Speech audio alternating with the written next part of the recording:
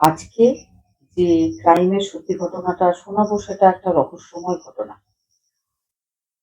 2026-এর 29 April crime ব্রাঞ্চের লোকজন আমেদাবাদের কুতুবনগর এলাকাতে একটা জেসিবি মেশিন আর পুলিশ বিভাগের বিভিন্ন কর্মচারীদের নিয়ে একটা পুরো বাড়ির সামনে গিয়ে পৌঁছায়। এবার বলি এই বাড়িটার ব্যাপারে। এই বাড়িটাতে বর্তমানে কোনো লোকজন থাকে না।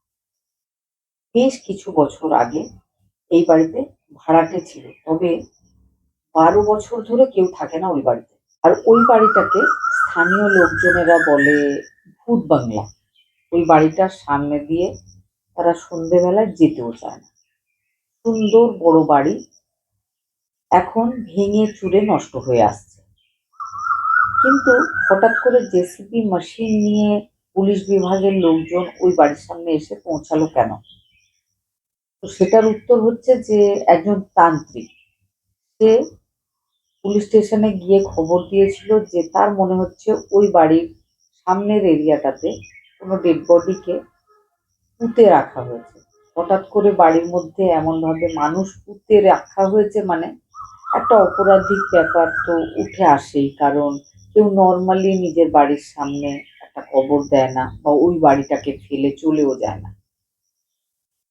তখন পুলিশ সেই তান্ত্রিকের কাছে খোঁজ করে, আর তান্ত্রিক এই ব্যাপারটা পুলিশকে জানিয়েছিল যে তার কাছে একজন মন্ত্রতন্ত্রের জন্য তার মনে খুব কষ্ট, তার মনে নানা রকম মতিভ্রম হয়, সবসময় সে সামনে একটা কাউকে দেখতে পায়, মনে শান্তি পায় না, ঘুমোতে পারে না, সেই জন্য সে তান্ত্রিকের কাছে লম্বা সময় ধরে আসছে একজন লোক। তো সেই লোকটার নাম শামসুদ্দিন খেড়াওয়ালা, যে কিন্তু ওই বাড়িটার মালিক। বর্তমানে সে ওই বাড়িতে আর থাকে না, অন্য কোথাও একটা থাকে নিজের ফ্যামিলি নিয়ে। কিন্তু এই বাড়িটা সে ছেড়ে চলেই বা গেল কেন? এবার শামসুদ্দিন খেড়াওয়ালার ব্যাপারে যখন পুলিশ জিজ্ঞাসাবাদ করে বিভিন্ন লোকজনের কাছে, আশেপাশের লোকজনের কাছে, তখন সবাই জানিয়েছিল শামসুদ্দিন খেড়াওয়ালা তো 2015 সালে মারা গেছে। যদি 2015 সালে শামসুদ্দিন মারা গিয়ে থাকে, তাহলে এখন কে যাচ্ছে তান্ত্রিকের কাছে নিজের মনের শান্তিটা ফিরিয়ে আনার জন্য? তখন শামসুদ্দিনকে পুলিশ অ্যারেস্ট করেছিল অনেক খোঁজার পর। সঙ্গে অ্যারেস্ট হয়েছিল তার ভাই, ছোট ভাই ইকবাল। সেও কিন্তু একসময় শামসুদ্দিনের সাথে ওই বাড়িতেই থাকতো। এবার দুজনের জিজ্ঞাসাবাদ হয়, তারপরে জেসিবি মেশিন দিয়ে ওই বাড়ির সামনে একটা কুয়ো ছিল, সেই কুয়োটাকে প্রথমে মাটি, তারপরে ওপরে সিমেন্ট করে ঢালাই দিয়ে সুন্দরভাবে বন্ধ করে দেওয়া হয়েছিল। জেসিবি মেশিন আসে, 3 ঘন্টা ধরে খোদাই করা হয়। খোদাই করার পরে এক মহিলার আংটি, চুড়ি, দাঁত এগুলো পাওয়া গেছিল। আর বাকি শরীরটা নষ্ট হয়ে গেছিল। বহু বছর আগেকার ব্যাপার, প্রায় 35 বছর আগেকার ঘটনা। 35 বছর আগে থেকে মাটিতে চাপা দেওয়া একজন মানুষ, তার শরীরের কি অবস্থা হতে পারে সেটা নিশ্চয় আন্দাজ করতে পারছেন। শুধু কিছু হাড়, কিছু চুল এগুলোই অবশিষ্ট ছিল, বাকি পুরো শরীরটা নষ্ট হয়ে গেছে। পুলিশ বিভাগের লোকজন খুব কেয়ারফুলি খোঁড়াখুড়ি করার পর যে জিনিসগুলো পাওয়া গেছিল সেগুলোকে কালেক্ট করে যত্ন করে ফরেন্সিক ল্যাব টেস্টের জন্য নিয়ে চলে গেছিল। ডিএনএ টেস্ট হবে বলে। যে মারা গেছে তার বাড়ির কোনো লোকজন, ব্লাড রিলেশনের কোনো লোকজনের খোঁজ করছিল পুলিশ। এবার বলি এই বডিটা আসলে কার বলে পুলিশ জানতে পারে। 1986 সালে শামসুদ্দিন তখন একজন রাজমিস্ত্রি। সে মুম্বাইতে কাজ করতো বেশ কিছু বছর ধরে। তো সে রাজমিস্ত্রি থেকে ধীরে ধীরে একজন বিল্ডিং কন্ট্রাক্টর হয়ে উঠেছিল। সে মুম্বাইতে কাজ করতে গিয়ে যে বাড়িতে ভাড়া থাকতো সেই বাড়ির একমাত্র মেয়ে, এক ছেলে আর এক মেয়ে ছিল তাদের। তো মেয়ের নাম ছিল ফারজানা, বা কেউ কেউ তাকে শবনম বলে ডাকতো। খুব সুন্দরী একটা মেয়ে। তার সাথে তাদের ভাড়াটে শামসুদ্দিনের একটা প্রেমের সম্পর্ক শুরু হয়েছিল, যে ব্যাপারটা বাড়ির লোকজন ফারজানার ভাই জানতে পারার পর ফারজানাকে বুঝিয়েছিল, মারধর করেছিল ফারজানা যেন এই ব্যাপারটা এগিয়ে না নিয়ে যায়, কারণ তারা শামসুদ্দিনকে একদম চেনে না। শামসুদ্দিন আমেদাবাদের ছেলে, কিন্তু ফারজানা সেই সময় মা বাবা ভাই কারোর কথা শোনে। সে শামসুদ্দিনের সাথে পালিয়ে মুম্বাইয়ের অন্য একটা এরিয়াতে একটা ভাড়ার ঘর নিয়ে দুজন থাকতে শুরু করেছিল। সে পালিয়ে গেছিল বলে বাবার সম্মান নষ্ট হয়েছিল। তখন থেকেই তার বাড়ির লোকজন, তার অন্যান্য আত্মীয় স্বজন কেউ তার সাথে আর রিলেশন রাখেনি, তার একবারও খবর নেওয়ার চেষ্টা করেনি। তারা একদম মন থেকেই তাকে ধুয়ে মুছে ফেলে দিয়েছে। এদিকে ফারজানা শামসুদ্দিনের সাথে সংসার শুরু করেছিল। মোট 4 বছর মুম্বাইতেই ফারজানা শামসুদ্দিনের সাথে থেকেছিল। এবার শামসুদ্দিনের মনে হয় যে এখানে আর থাকবো না, এবার আমি নিজের জায়গা আমেদাবাদে ফিরে যাব। সে নিজের স্ত্রী ফারজানাকে সঙ্গে করে নিয়ে নিজের বাড়িতে ফিরে এসেছিল। বেশ বড় সড়ো সুন্দর একটা বাড়ি, দেখেই বাইরে থেকেই ফারজানার খুব ভালো লাগে। এসে সে জানতে পেরেছিল যে শামসুদ্দিন একজন ম্যারিড লোক, তার সন্তানরাও রয়েছে। 3 সন্তান ছিল সেই সময় শামসুদ্দিনের। শামসুদ্দিনের এই ব্যাপারটা ফারজানার খুব খারাপ লেগেছিল, সে মনে কষ্ট পেয়েছিল, কিন্তু করার কিচ্ছু ছিল না, বাড়িতে ফিরে যাওয়ার কোনো রকম ব্যাপারই ছিল না।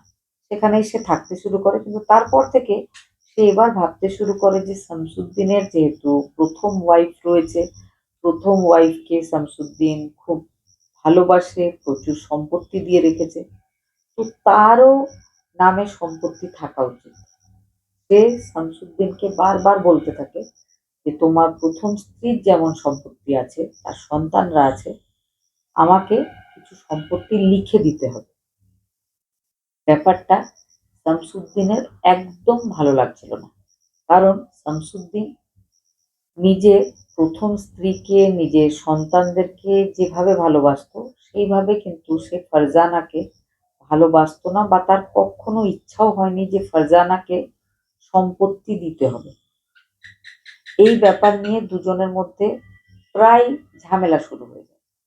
একদিন 2091 সালে ফারজানা নিশ্চিন্তে রাত্রেবেলায় নিজের খাটে ঘুমিয়ে আছে, হঠাৎ করে তার পাটা এসে ধরেছিল তার ছোট দেওর ইকবাল, হাত ধরেছিল তার ননদ, আর তার গলা চেপে ধরেছিল তার ভালোবেসে বিয়ে করা হাজবেন্ড শামসুদ্দিন।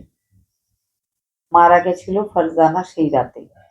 রাতারাতি তার বডিটাকে তাদের বাড়ির সামনে একটা কুয়ো ছিল। আগেকার দিনে অনেকেই জলের জন্য কুয়ো রাখতো বাড়িতে, তো সেই সময় তাদের বাড়িতে একটা কুয়ো ছিল। সেই কুয়োতে ফেলে দেওয়া হয়েছিল ফারজানাকে। তারপরে কুয়োটাকে প্রথমে মাটি দিয়ে, তারপরে ইট বালি সিমেন্ট দিয়ে ভরাট করে ওপরে ঢালাই দিয়ে বন্ধ করে দেওয়া হয়েছিল। যেহেতু শামসুদ্দিন একজন রাজমিস্ত্রি থেকে একজন বিল্ডিং কন্ট্রাক্টর হয়েছিল, তো এই ব্যাপারটা তার খুব জানা, খুব ভালো লাগার একটা কাজ। তো তার এমনটা করতে কোনো অসুবিধা হয়নি। তারপর থেকে তারা কিন্তু ফারজানাকে ভুলেই গেছিল। মুসলিম বাড়ি, পর্দা প্রথা চলতো সেই সময়, তো সে বেরোতো না বাড়ি থেকে, বাইরের বিশেষ লোকজনরা খোঁজও রাখতো না তার ব্যাপারে। এবার ধীরে ধীরে আশেপাশের লোকজন ফারজানাকে ভুলে গেছে। 1 বছর সেই বাড়িতেই ছিল শামসুদ্দিনের ফ্যামিলিটা, কিন্তু শামসুদ্দিনের ফ্যামিলির ভালো লাগছিল না ওই বাড়িতে থাকতে।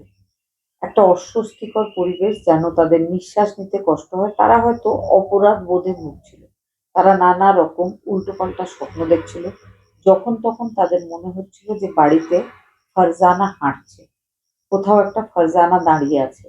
এই যে ব্যাপারগুলো হচ্ছিল, তারা এতটাই অশান্তির মধ্যে ছিল যে তাদের মনে হয় যে না, এখানে আর থাকা উচিত না।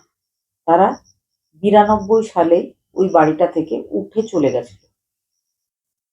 তারপর থেকে ওই বাড়িটা মোট 13খানা ভাড়াটে এসেছে। একটার পর একটা ভাড়াটে এসেছে, কিন্তু কেউ ওখানে খুব বেশি দিন স্থায়ী হয়ে থাকতে পারেনি। সবার কিন্তু একটা অস্বস্তিকর কিছু একটা ঘোরাফেরা করছে বাড়িতে, এটাই মনে হয়। বেশিরভাগ ভাড়াটে এটাই বলেছে, তারা মাঝে মধ্যে যেন নুপুরের আওয়াজ, কেউ সিঁড়ি দিয়ে হেঁটে চলে যাচ্ছে, কেউ যেন ওই ঘরে কথা বলছে, কেউ ধীর গতিতে গান গাইছে। এই ব্যাপারগুলো বারবার তারা অনুভব করতো। বাড়ির বাচ্চারা মাঝে সাঝে ভয় পেয়ে যেত। সেই জন্য একটার পর একটা ভাড়াটে আসতে থাকে, আর একটার পর একটা ভাড়াটে সেই বাড়ি ছেড়ে দিয়ে চলে যেতে থাকে কোনো কারণ ছাড়াই।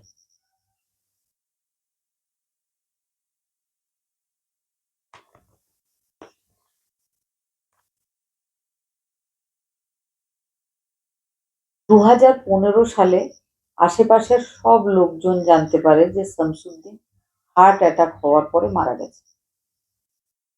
শামসুদ্দিন মারা গেছিল, শামসুদ্দিন ভাই, শামসুদ্দিনের শামসুদ্দিন তো মারা গেছিল, তার ভাই ইকবাল, তার বোন আয়েশা, সবার ছিল কিন্তু ওই বাড়িটা।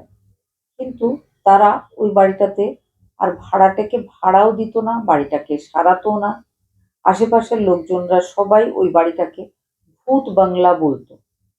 কেন, কি জন্য কারো জানা নেই। তবে বাড়িটার যেরকম অবস্থা, বহু পুরনো বাড়ি, একদম মেরামতি, রং করা ইত্যাদি কোনো কাজ হয় না।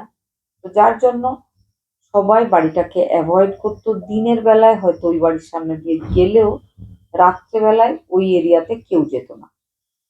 কিন্তু ওর থেকে কিছুটা দূরের একজন তান্ত্রিক, সেই তান্ত্রিকের কাছে একজন ভদ্রলোক মাঝে মধ্যেই নিজের ট্রিটমেন্ট করার জন্য, ট্রিটমেন্ট বলতে নিজের মনের শান্তি, মনের ট্রিটমেন্ট করার জন্য ওই তান্ত্রিকের কাছে যেত। তান্ত্রিককে নিজের বিভিন্ন রকম প্রবলেমের ব্যাপারে বলতো, আর তান্ত্রিক কোনো না কোনো রাস্তা বের করতো যাতে সেই যে ভদ্রলোক এসেছে নিজের ট্রিটমেন্ট করাতে, তার মনটাকে শান্ত করা যায়। এইভাবেই কিন্তু লম্বা সময় চলছিল। একটার পর একটা তান্ত্রিক তিনি বদলাচ্ছিলেন।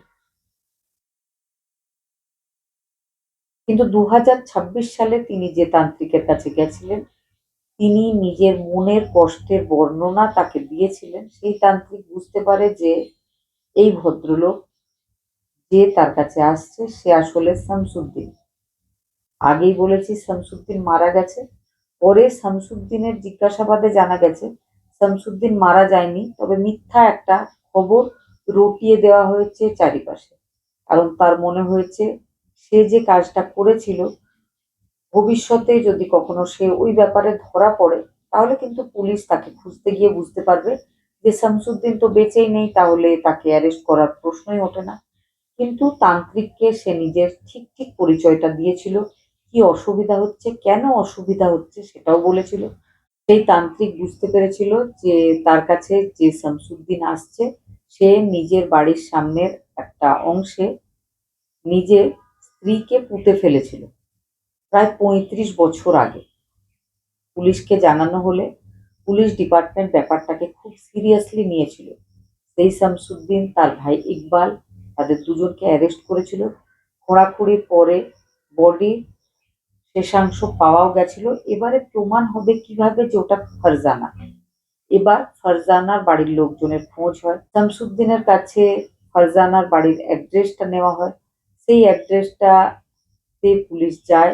যাওয়ার পরে ফারজানার যে একমাত্র ভাই ছিল তার কাছ থেকে ডিএনএ স্যাম্পল কালেক্ট করা হয়, কারণ ফারজানার মা বাবা এই সময় আর বেঁচে নেই। সেই ডিএনএ টেস্টের রিপোর্ট ফারজানার রিপোর্টের সাথে 100% মিলে গেছিল। প্রমাণ হয়ে যায় এটাই ফারজানা। এবার ফারজানাকে মেরে ফেলার অপরাধে শামসুদ্দিন আর তার ভাইকে অ্যারেস্ট করে নেওয়া হয়েছে। তার সঙ্গে এই কাজে কিন্তু তার এক বন্ধু, তার বোন, তারা দুজনেই ছিল। তবে তারা এই মুহূর্তে সত্যি সত্যি বেঁচে নেই। ব্যাপারটাতে প্রায় 35 বছর পরে যে মারা গেছিল সেই কিন্তু অপরাধীদেরকে ধরিয়ে দিয়েছে। ঘটনাটা শোনার পরে কি মনে হয়েছে অবশ্যই কমেন্ট করে জানাবার চেষ্টা করবেন।